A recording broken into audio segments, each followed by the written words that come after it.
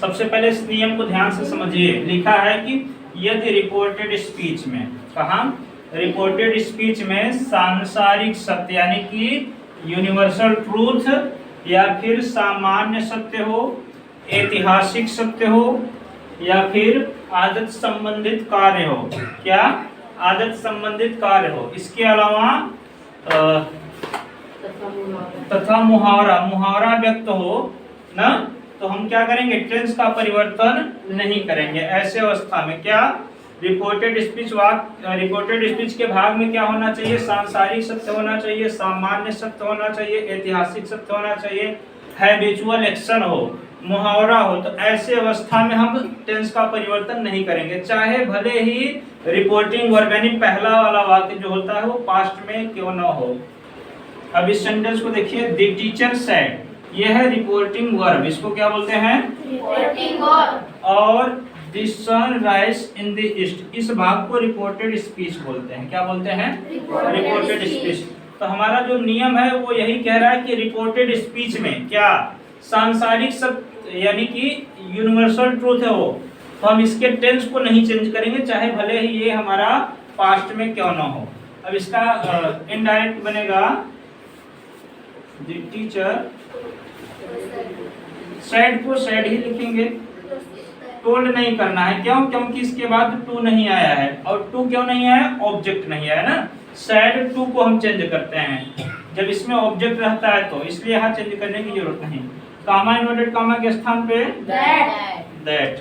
अब ये है प्रेजेंट इंडेफिनिट का, और अभी हम रूल पढ़े थे कि प्रेजेंट इंडेफिनिट को पास्ट इंडेफिनिट में चेंज कर दो, लेकिन यहाँ नहीं चेंज करेंगे क्योंकि ये क्या है, सांसारिक सत्य है। क्या है, अरे भाई देखिए, the sun rise in the east, सूर्य पूरब में निकलता है।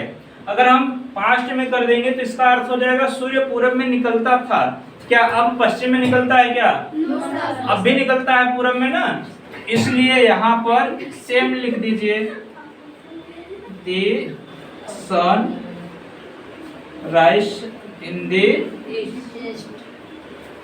The east. बात पूरी तरह समझ में आ रहा है? yes, लिखो जल्दी से। अब इस सेंटेंस को देखिए, लिखा है he said fire burns everything, मतलब आग प्रत्येक चीज को जला देती है। क्या ये बात सत्य है? yes, तो कुल मिलाकर के ये सामान्य सत्य हुआ, जनरल ट्रूथ है। ये क्या है? General truth.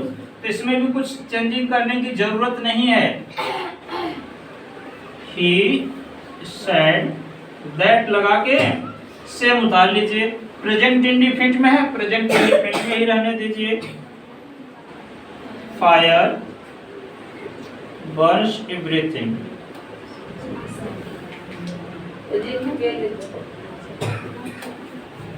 अब इस सेंटेंस को देखिए, क्या लिखा है, they said dogs bark at the strangers, मतलब कुत्ते अजनबियों पर भौंकते हैं, अब भी भौंकते हैं ना।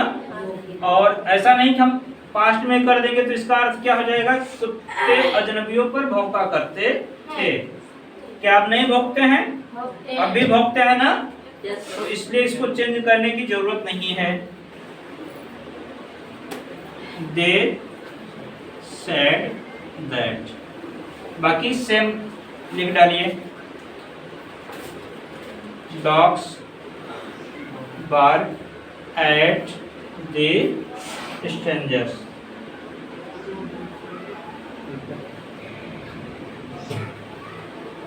बात समझ में आ रहा है ना?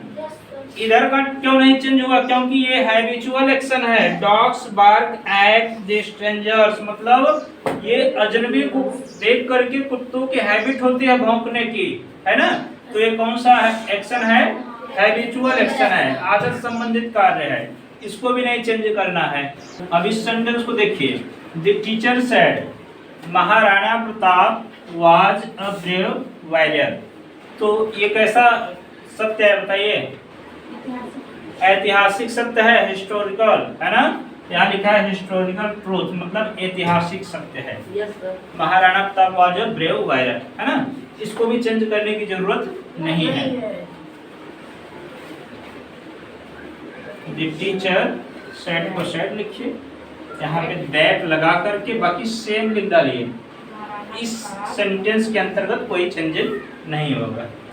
अब इस सेंटेंस को जरा देखिए, लिखा है he said iron cuts iron, लोहा लोहे को काटता है। बताइए ये कैसा सेंटेंस है? हाँ, मुहावरा। आयरन कट्स आयरन ये एक प्रकार से मुहावरा है ना। तो ही सेड दैट लिख करके बाकी सेम आयरन कट्स आयरन हो जाएगा।